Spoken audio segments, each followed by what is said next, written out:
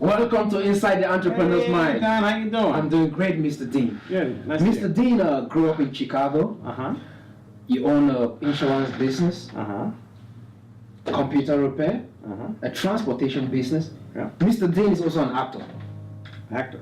Mr. Dean, can you tell us a little bit more about yourself? Well, we started out from when coming in Chicago. Okay. In Chicago, the day we came down here, it was a snowstorm.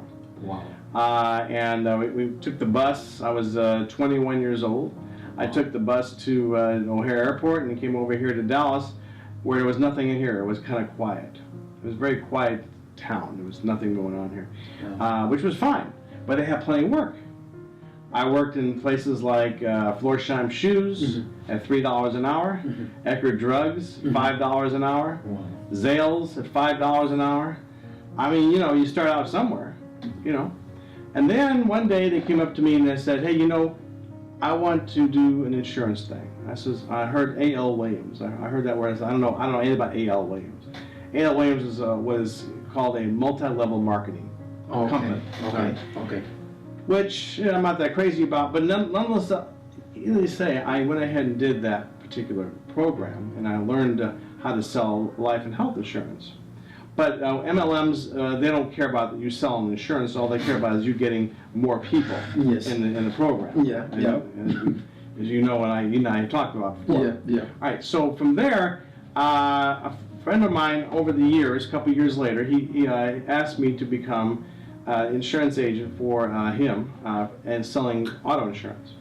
So we started selling auto insurance. He talked me into it. I didn't want to do it. I didn't like anything on insurance at all. He said, "Oh, talk about insurance." I said, "Okay." So we went ahead and I worked out of his home for about 7 months. Learned the business from underwriters, because this is before computers. This was back in the 80s, before computers. Wow. And we didn't have any software or nothing. Everything was done manually. Everything was done by up here, remembering how the things are going. So I learned everything from underwriters, and then eventually I finally went off on my own and did my own thing. Even the first month out, I made $7,000 right out the first month out, and I was a broke kid. I had no money. We started out with zero money. My folks had a hot dog joint in Chicago for 3 years. And I worked that hot dog joint also, and I learned how business worked from the hot dog joint. We learned how to cook and clean and how to work money and that kind of stuff. But from there, going back to Dallas here, then we learned how to become, in the interim, in '83, I become a real estate agent. Wow. In '83 to '85 or '87, I did some transactions, mostly homes. Tried the commercial end, didn't make any money in the commercial end. You know, we had the pie in the sky. We had one big deal that was supposed to be through the Osmond brothers in Plano, or actually in Frisco. They used to have a building called Osmond Plaza, which is now known as basically it's Collin County Community College. Wow. That's what it's known for today. Okay. All right, so I would have made $100,000 if I closed the deal, but I wasn't able to do so. So, long story short, stayed in the real estate business. I got my real estate broker's license in '85. Wow. And then in '88, like I said, worked for my friend, got on my own and started doing that. So in the interim, owning different businesses was fun. My wife wanted to own. I met my wife in we got married in 1990. I met her in '87. Okay. And her name is Danette. And we basically did Wild at Heart, which was a retail store. Okay. So at the same time of doing Wild at Heart, which we had in Deep Ellum, that was the main store, Townies Mall, and in Valley View Mall. Okay. So I had all those stores going at the same time, plus the insurance agency. Wow. The insurance agency was open in Dallas, San Antonio. My father-in-law did San Antonio.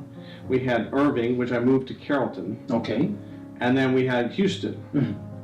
And one of the things I did in the 1990s, as we got into the business, is I worked as a consultant for an insurance company. Okay. While doing everything else, I ran an insurance company. And that was by accident, because I was only supposed to do some auditing for them. And so I did the auditing, and then all of a sudden they said, "We need you to run the show." I was like, run the show with 150 employees? Okay. So they paid me about $10,000 a month, Yeah. and then I ran the show. And then we did the consulting with that for about a year, and then they closed down the office because the business wasn't doing very well, which was actually good for me because I was already doing too much. My mother was helping me in the insurance business, keeping that afloat, the main office in Dallas, which was off of Northwest Highway in Jupiter at the time.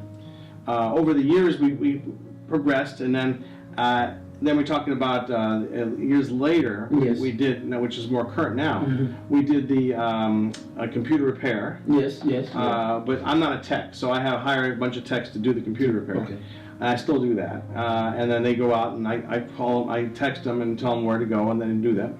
And then the Baby Boomer Buddies, which is a transportation company. Yes. That basically, we did the, my mother was what they call a shut-in. She basically stayed in home all the time and didn't do very much, but stayed at home because she couldn't breathe. She had lung cancer, unfortunately. So before she passed. Oh. So from there, I decided to take care of only 85 to 95-year-old people to the airport and to the medical facility, and then we took them to the surgery centers and that kind of thing. Yeah. So I hired a bunch of people to do that, and then that didn't work out so well, so I just do it myself. Oh, you mean like the old people, the place where I met you last time? Yeah. Oh, okay, Yeah. okay. Like that place. Yes, yes. Yeah, yeah. And so as far as other businesses or hobbies, Yes. I basically do, as you saw, I do basically a rabbi type Yes. thing. Yes, They you're a actually rabbi. call me a rabbi. So I basically, on Friday night, I do services. I sing services for half an hour for old people. I usually have between 3 and 7 different people at one time. And then I pass out bread to all the people that are actually there. Wow. Mr. Dean, so how do you utilize your day? Mr. Dean has I can't even count the things I see you doing in your life, you've been doing in your life. Mr. Dean, how do you utilize your day? How do you use your 24 hours? Well, every day is different. Okay. Every day is a challenge. It's not so much a challenge, it's fun. Okay. Because it's different. Yes. Every day is different. You wake up, you start doing the insurance work, and then if somebody calls you to do some acting, you gotta write that down and do that. Yes.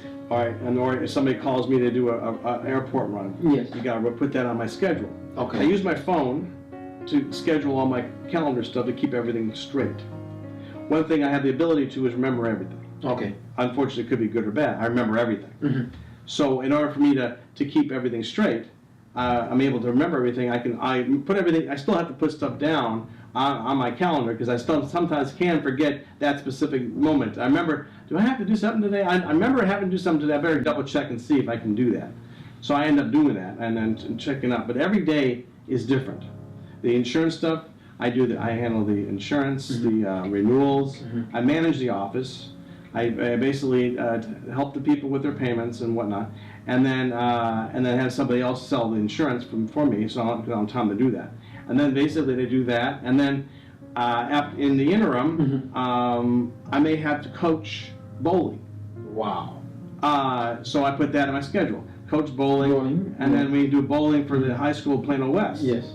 So I'll go bowling and help the kids with the coaching. Usually it's on Saturday or Sunday. Sunday night's usually the practice. In October right now, we just started the new season. This will be my last season since my son Sean. This is his last year in high school, so I figured it was my last season. I've been doing it 9 years now. Wow. So, Mr. Dean, talking about remembering everything, you have a gift of future telling. Yeah. So you remember everything. That is so profound, and I would like to hear more about that spiritual side of you. Well, learning to. My mother had that gift. Okay. Of telling the future. It's an old Polish Russian thing that some people actually have where you can remember what happened in the past, of course, but also remembering what may happen in the future. I'm not. So what you're saying is you have the ability to see what is going to happen in the future. Yeah, if I wish to use it. Even maybe after you're dead. Maybe you're no more in this world and something will happen in the future. Right. Without you. Right. You're able to explain. I don't know. That is where I get it all confused. Can you explain that to me? It's kind of weird because, you know, I don't use it, but somebody asked me one day, could you tell me what I'm going to do or when I'm going to die? Okay. And I said, well, I'll tell you. So I basically touch them, and I've never met this person in my life. I can tell them how many kids they're going to have, when they're going to die, if they want to know, and what's going to happen to them in the future if they're going to be successful or not.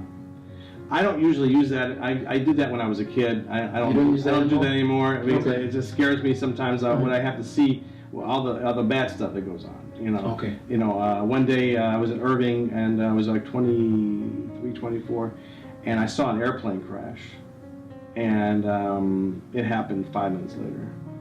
I mean, Wow. It was actually a tree branch fell down in front of my house, and I saw a plane explode, and that moment the plane exploded at DFW Airport. Wow. Crashed there, and that moment was a disaster. So I saw that before it happened, right then and there. It was it was very, very scary, but yeah, some of this future telling, I try not to do it because it's just too scary and for crazy stuff. I remember when I was a baby. I remember everything even before I was born, which is kind of weird. And then where You remember everything before you were born? yeah, not everything, but I remember some things. Like, for example, when my mother grew up, I saw visions of her visions, Yes. when she was in the house in Chicago with her sisters. She spoke very little English. She spoke mostly Yiddish. Okay. But I remember, somehow I got her memories from that point. So it's really strange how did I get all those memories? I have no idea. Wow. Or to remember it when I was a baby. Yes. Even at 57 years old, I remember as a baby, when I was a baby, what I did as a baby. Most people can't remember what they have for breakfast. But for some reason, I remember all this stuff. And sometimes it can be a burden because if you remember too much stuff, it's all mind overload. Yeah. Some of the specifics, you know, like for doing an insurance business, when I have 10 people call me in 5-10 minutes, I have to remember what each and every one of those people want. Wow. And so I have to go back, when I go back to the office, I have to take care of every single person like that. So has your gift of future telling and the gift of remembering things, has that played a major role in your business? Oh yeah. Okay. Yeah. It's very difficult to do multitasking like I do. But you had asked me earlier about how you become an entrepreneur. What's the best way to handle all those businesses At the same time. Right, at the same time. Utilizing your day. You have to utilize those businesses as you go. But you need one business has to hold you as your main business. Yes. Okay. One business has to be, in my case it was the insurance business. That is where all your money and all your major stuff comes in. Okay. All the rest of the stuff, the ABC computer repair, the baby boomers, the being a rabbi, being acting, all that stuff is just all extra add-ons. And in some cases, if those add-ons get too big, you hire a manager to handle those. Okay. And that's what I did with ABC recently. ABC started taking off again. I've had as much as 70 people working for me for ABC Computer at one time. Wow. And when I had D. Morgan Insurance, that's the name of my company back then, I had at least 15 people working for me at that time in all the different offices, you know. So you got to keep it straight. And it's hard to keep it straight if you don't have it, you know, a good mind or a good memory, you know. And a lot of people think, oh, he's going crazy. So yeah, sometimes I can be. Yeah. I even ran an association for 2 years. It was called the AIAT. I was president of the association. Wow. I was in the association, I think, for 7 years. I was the treasurer for like 3, and then 2 as a vice president, and I was president for 2. And that was enough of that. I was just too much politics. Yeah. Don't like politics. Okay, so Mr. Dean, it's really a pleasure. I'm really very, very honored to have you at the show. And not only that, having a millionaire, and also you're Jewish. And there is something very peculiar about the Jewish people. They know how to handle money. The Jewish people are so good in business. What is it that the Jewish people know that the rest of the world don't know about money? Well, again, I talked to you about this earlier. Yes. A lot of the fallacy of all Jews are good with money is not true. It's just it's a fallacy. A lot of Jews happen to be at the top because they're good at it. I mean, they're good at making businesses. They're good at keeping money flowing. They're good at accounting. They're good at business investment. Is it something you were taught while growing up, or is it something that is it like in a Jewish culture? Because I even read some books about Jewish people. Is it in your culture, like how you growing up, they start teaching you from as a little child about money, how to handle money? Is that what they do with you? Not necessarily. Not necessarily. My folks were poor. Okay. So you can't go by that. How I became good with money is just by learning, by seeing, by observing, by memorizing what the other person did that makes a living, makes it work. Jewish people have the ability to remember and to learn from business. And that's how they become successful, by learning off somebody else to become a multimillionaire. That's how it works. I mean, I've been a millionaire for years, and so it's easy to do that as long as you can keep it straight and know the rules and regulations of every single facet of your business or life in general. But a lot of Jewish people don't have that gift. They don't. They work day in and day out like everybody else, and it's okay. You know, it's no problem. But like going into the acting business, like we talked about earlier, MGM, Universal Studios. All owned by Jewish people. Well, at least they used to be, anyway.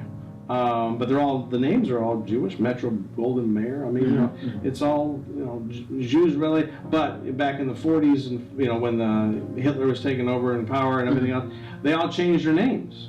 For example, my real name, my real last name is Morgan Stein, not Morgan. But back in the 40s, they changed it to Morgan. You know, they had to change it because that's people didn't want to be known as being Jewish because of a Hitler situation. Okay, yeah. So they didn't want to be done with that. But back in those days, but Jewish people have a tendency to remember things, learn from people's mistakes, learn from their own mistakes, but learn from them. I mean, just by doing and by memorizing what's going on and whatnot, and that's how they become successful. Okay, getting money is one thing, keeping money is another thing. So what I want to understand from you is Jewish people have the ability to keep money, not just get money or make money, but the ability to keep money. That is the gift of keeping money. If I want to relate that with you said something to me a couple of days ago. What is your take on Dress for Success? Dress for Success. You learn in Chicago and New York is the biggest thing they teach you. Dress for Success. You gotta get your suits, you gotta get your ties, you gotta get your clothes. It makes you more. It's in here. Okay. It doesn't. If you feel comfortable wearing a tutu and a bib and an overall, and that's what you do, and you make $1 million, it's okay. I met a man that was fat, ugly, had no shirt on, bib overalls, weighed 300 pounds, and he was a multi-millionaire. Wow. Did he dress for success? No. What did he wear? A bib. It'd be basically this. He was a hairy-looking guy. He reached in his little thing here and pulled out a wad of bills this thick, and we bought a hot dog. He owned a factory down the street. Wow. Dress for Success is only inside here. They teach you that because you're supposed to make it feel good inside here. That doesn't necessarily mean you have to. I hated dressing for. I don't like dressing in suits and ties. I mean, as an actor, in television, sure. If I have to do it, I'll do it. But do I have to do it while I'm in business? No, I don't have to do it. You don't have to dress for success. It's only in here. If I want to wear a T-shirt and jeans, and that's all I want to wear, that's what I want to wear. When I did the insurance business, did I ever wear a suit and tie? Well, maybe 2 or 3 times total in all the years. Only because it was required, not because I want to. I don't have to. I am good at selling. I am good at speaking to people. Yes. I am good. I am outgoing. I'm easygoing. People like talking to me. I'm the top 3% of the country as far as sales of anybody can possibly need. I can make millions and millions and millions of dollars for any company by just talking. Wow. So, Mr. Dean, if we have to blend all of this together, we have to put all of these things which you're doing together, right? So, what will be your take on the millennials of today? Youth of today want to make money like you. Youth of today want to get rich. they want to be in that position of financial success. What is your view about the youth of today? What do you think about the youth of today? Youth of today needs to stay away from the phones. Okay. I mean, they need to stay. They need to stay away from the phones. Okay. They're not to say you should not do the phone, because the Okay. phone keeps you organized. Okay. Use the phone for calendars. Mm-hmm. Use the phone for talking and texting to friends and relatives and that kind of thing. Mhm. But don't overdo the phone, because everybody's like this Okay. all day. Excuse me. I have to go to the bathroom. Just a second. Okay. I mean, no, but they're on the phone all day long. We talked about computers. We'll switch subject for just 1 second. Mm-hmm. I learned on an Apple II Plus back in 1982. Have you ever heard of that? No. An Apple computer? Yeah, yeah. Oh, Apple II Plus. No, I haven't heard about Apple II Plus. No. No, you're way before your time. Yes, yes. Of course. I learned MS-DOS. Okay. MS-DOS was the program. I said CD dot dot Mm-hmm. dot dot dash dash whatever. I mean, I learned how to type and do a letter on that program with a dot matrix printer. Wow. This is before faxing. This is before anything, and I learned how to do that. And that's all I learned. I mean, I learned how to play Pong. Okay. Remember Pong? Mhm. Pong was like one of those you flip back and forth. You know, whoever, if you make a score, that type of thing. So how did it feel like you purchasing your first computer? I think that was 1982. 82. Yeah. What was your experience like with a computer? Well, like I said, I had to learn from scratch. So I grabbed the book and I started reading it, Okay. and I started playing with it. CD dot dot dot dot dash dash backslash backslash backslash whatever I had to do. Mhm. Control P to print.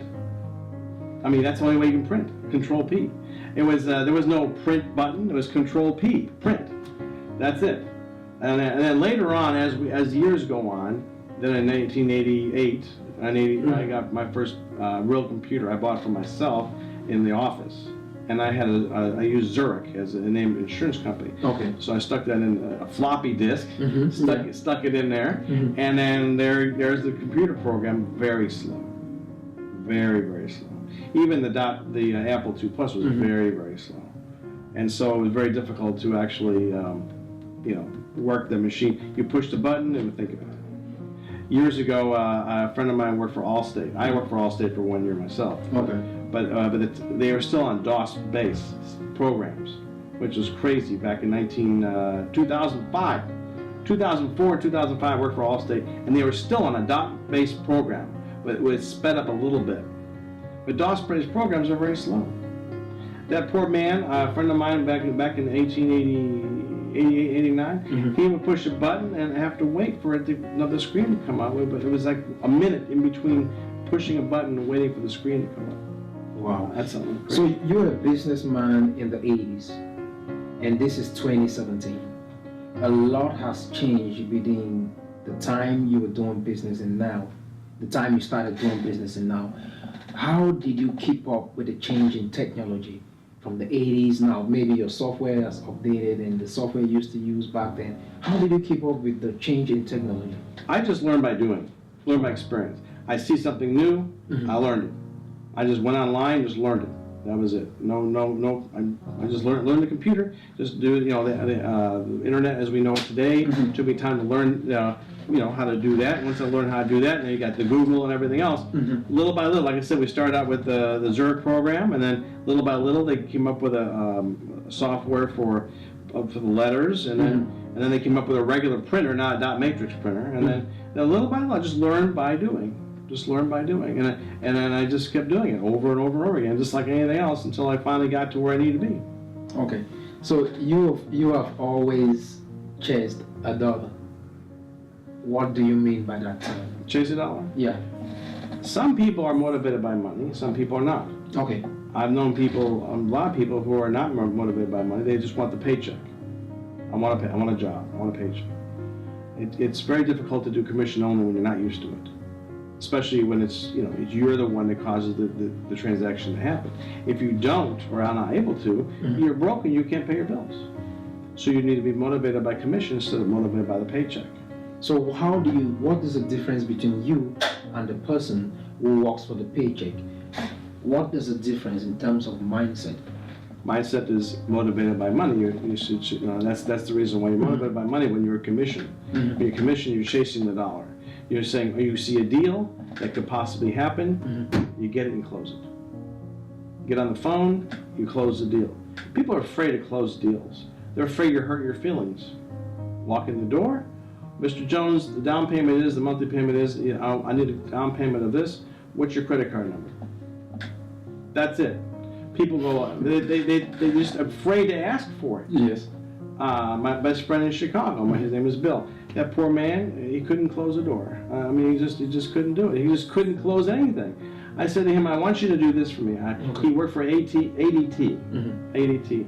I want you to go in there. I want you to give him the documentation. I want you to show him what the down payment and the monthly payment is. I want you to show him very briefly what he's getting. And then I want you to collect that down payment and walk out that door and say thank you.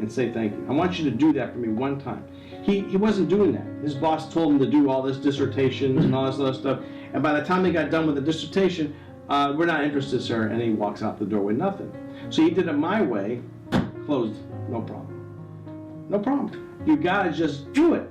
You have people out there just afraid of closing the deal. Just close the deal. Just do it. Just do it. I had a friend of mine that sold, he loved to sell health and life insurance. Oh, he was great at it. He'd walk in the door, hey, how you doing? What's going on? Hey, let's go get a beer. Now, you're supposed to be there to close this deal. Let's go get a beer. So he goes get a beer, he goes fishing with the guy, he has lunch, he has dinner, and then he leaves the house forgetting to close the deal. He went there to close the deal. He didn't close the deal until the next day. He called him up and says, well, did he close the deal? Yes, he finally did close the deal a day or two later. But he came in there specifically to close the deal, to get that check for the down payment for life insurance that the guy went for. But instead, he didn't close it. He's playing with them all day long, and eventually he got the deal, and the commission was only $100. Wow. But he eventually closed the deal. Eventually, if you got the time to do schmooze with somebody and get to know them real well, which is how Allstate works. Allstate, they want you to really know the customer. They want you to get at least 2 insurance policies for each customer, and that's how and that's how you're supposed to do it all in all insurance. You got to get at least 2 pieces to keep the customer with you. Because if you don't, then he'll go somewhere else or he'll shop somewhere else. And that's just common. That's how it works in the insurance world. And he did the same thing. He was also a stand-up comedian. This guy. His name was Kent Walbridge. I'll never forget him. And he has his own firm, I think, in Frisco now, or actually not the Frisco, Green, somewhere out north. Anyway, long story short, he's done very well for himself, and he's happy. But he he couldn't close the deal. He eventually did. He eventually did, and he did make good money. But he had to work a lot harder than I would have to work. Where I just go up to you and said, "Hey Don, how you doing? Yes. Your down payment is here. Monthly payment is here. I need a check for $350. Thank you very much. Have a nice day. I'll talk to you later, and I'll send you the paperwork when I get home." And what if you do all that discussion or all that talk and I say no? What will you do? Well, in the interim, Yes. I find out what. A no to me does not mean no. Okay. A no to me means either you're not ready, or you don't have the money, or you just want to find out. You want to meet me. You want to find out what was the actual thing. You want to get to know who you're dealing with. So how do you handle rejections?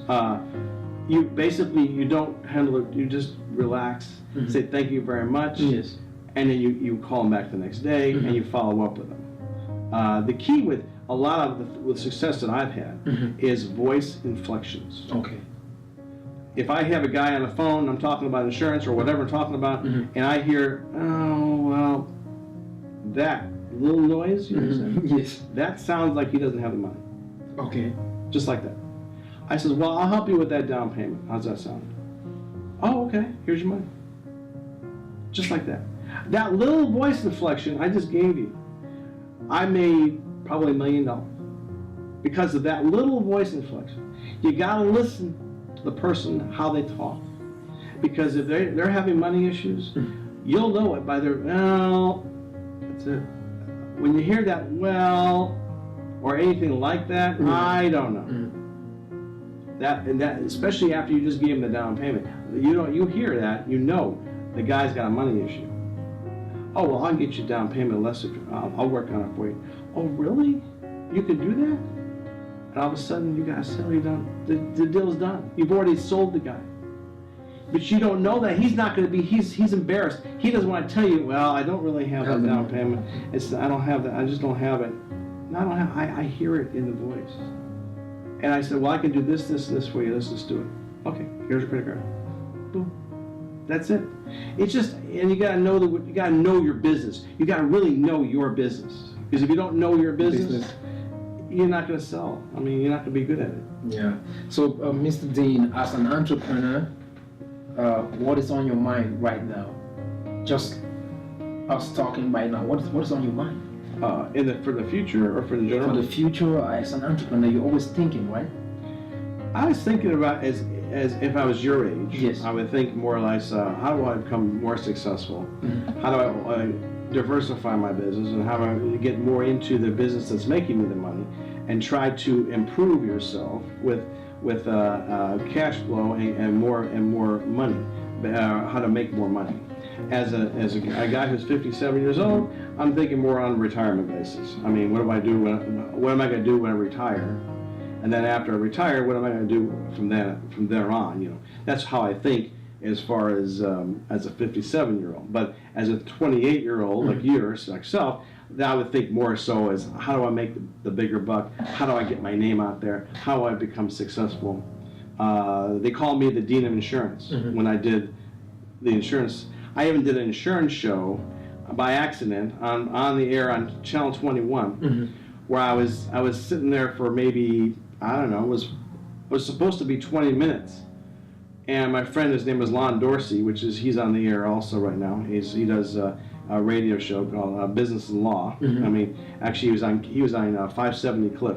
Wow. And that's how I met the guy, 570 Cliff. We did one show, my wife and I did one show together with him back in 1998 or something like that. But basically you learn by working with a guy like that, and you go from there. And once you've done it, after a while, you start being production. Wow. So, Mr. Dean, if you have to choose between the guy who has the money and the guy who has the directions, what will you choose? The guy with the directions. Why? The guy in directions is basically anything. You're looking for the money, and this guy just has the money. All you just need to do is get the money.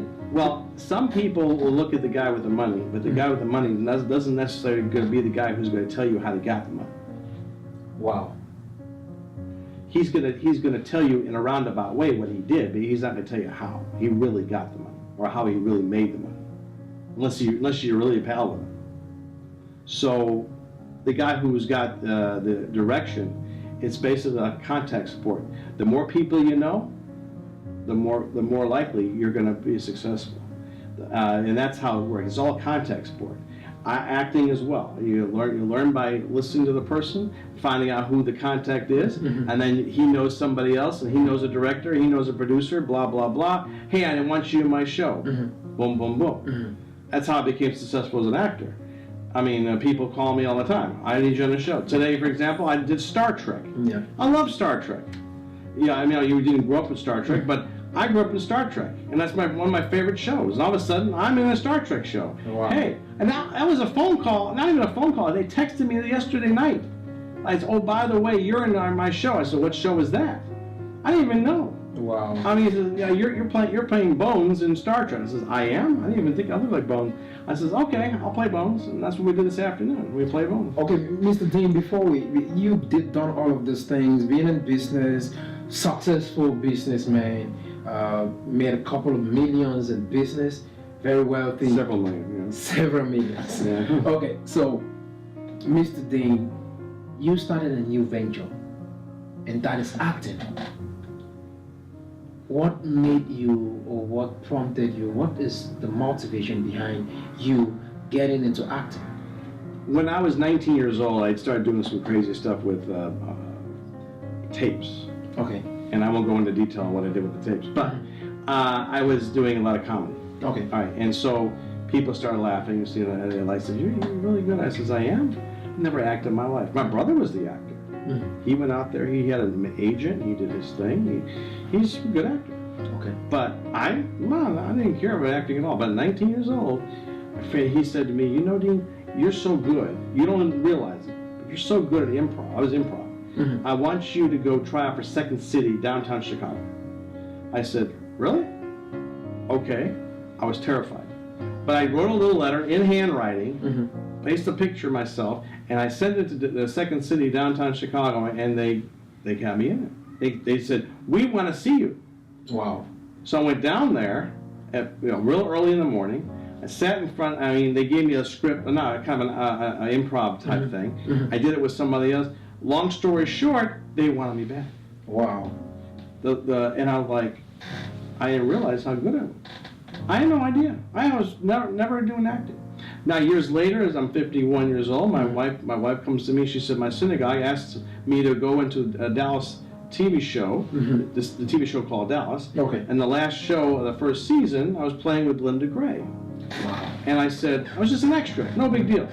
The money whatever money I make goes to the synagogue. Long story short, I told my wife, if they see me on that show, I will continue doing this acting thing. If they don't, I won't. I'll just forget about the acting, and it was just fun, just one time. Yeah. 8 million people saw me. Wow. That one show. I had a mustache back then. And I said, okay, well, 8 million people saw me in that show. Then I guess I'm gonna continue on being an actor, I guess. And then I, little by little, taught myself the business from the business end of it first. Yes. Oh, the business side of it. Business side of it first. And then as I learned how to act, I got more confident. And the first time I auditioned for a show, which was at KD College, was a show called Waiting to Kill Myself. And it was just a real short. It was like maybe, I don't know, about 7, 8 minutes long anyway. Long story short there. I tried out for the thing thinking, I had never memorized lines in my life. I had no idea how to act. So I just read the script, did my thing, did the audition, and left. They were very nice people. 3 days later, they said, oh, by the way, would you like the part? I said, sure. His name was Andy. I said, sure. I'm thinking that the part's 3 lines and I'm out, right? Yeah. I was the lead. Wow. Now I had a choice as an actor whether I take the part or not. I said to myself, if I'm going to learn this business, I better take the part. So I took the part and learned every single possible thing about the business in one show. And we did the show, knocked it out. It was good, it was fun. I learned a lot. I learned how to memorize lines, and it was great. I had no problem. And ever since then, I've been building myself up little by little to the bigger stuff. And I told my wife, I said, well, when I get in the big screen, I'll probably quit. Well, I'm still doing it. So, Wow. I was like, so, Mr. Dean, if we go back into business, there could be someone out there, a 19-year-old, 18, maybe a 20, maybe 50-year-old out there who wants to get into business. What advice can you give to them? well, you were asking earlier about, I always go off on a tangent, Yes. about what the your age group or 19-year-olds or whatever is going to be. The key to business is you need basically to not, to focus on one thing that you like personally. Okay. And you have to like it first. No matter what it is, doesn't matter. It doesn't matter what it is. You just stick one thing. And if you decide you want to do other things later on down the road, as you build up that one business, like I did, Yes. then you do maybe one at a time and build up that one. But don't go doing 6,000 things at one time, because if you do, you definitely fail. You will definitely fail if you do all of it at once. You need to make sure that one thing is well first. No matter what it is, you have to like it first. You have to like it in here first. I mean, whether you're working for somebody else or you're doing it on your own as an entrepreneur, it doesn't matter. You have to like it in here. If you don't like it in here, you're not like working for McDonald's. If you want to be working for McDonald's for the rest of your life, and that's the thing you want to do, then you become manager and then possibly even own one. But if that's what you want to do, you want to stick around with that, that's great. But you have to like it. You got to really like it, because if you don't like it, you're not going to be happy. And I always ask people of my age, are you happy? Okay. And what have you ever done anything recently with yourself that you enjoy? Have you had any fun lately? And the answer is always no. Always no. They're not happy. They don't. Not I say always. About 98% of the time, no. I'm not happy. I don't like what I'm doing. I never like what I'm doing. I'm just work every day, got a paycheck, and that's it. It's unfortunate. Why do you think that is? Just because people, they like to stay in the same thing. Even if they don't like doing that same thing, like going back to McDonald's. Yes. Let's say they really wanted McDonald's, but after 10 years of working for McDonald's, they decided, man, I just hate this place. Yes. But that's all I know. Okay. That's all I know. So I'm stuck here. What else am I gonna do? Work for Burger King? I mean, I'm stuck with burgers. I'm stuck with just one job. I mean, I had a friend of mine recently was in the computer. He's an engineer. He's a computer person. I mean, he hasn't worked. He only worked 3 months this whole year. I mean, I feel real bad for him. So I have a program in my ABC computer deal that I got him with, and it's called Field Nation. Field Nation. They give you jobs, sporadically every single day. So I put him on that program so he can work. Okay. So he can make money every day until he finds his other job that he wants to look for. But in the interim, he's got work. He's got to be able to do the job, of course. You have to be certified in certain things on the computers. Everything's different. You have to be certified in certain things to do certain things. He's only certified to do telecommunications and VoIPs and things like that. So fine, he can do that, and that's what he'll go for, those jobs. You don't want all the jobs. You just want do whatever you can. So it helped him out. Mr. Dean, there is this big void. I mean, it's like a vacuum. And I'm sure you have gone through that in your life. You had a job. You told me you worked for some companies. You had a job. Now, I've talked to a couple of people, like I go out and motivate people. How do I transition? I am having this job, and I also have this great business idea. Now I'm in this job.